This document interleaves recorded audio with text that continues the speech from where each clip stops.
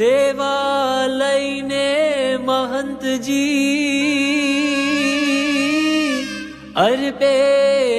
અક્ષરદાન તન મન ધન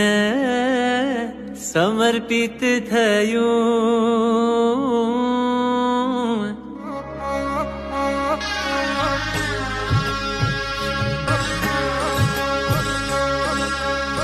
ભવ્ય અલૌકિક અક્ષરધામની સેવા નવ વિસરાય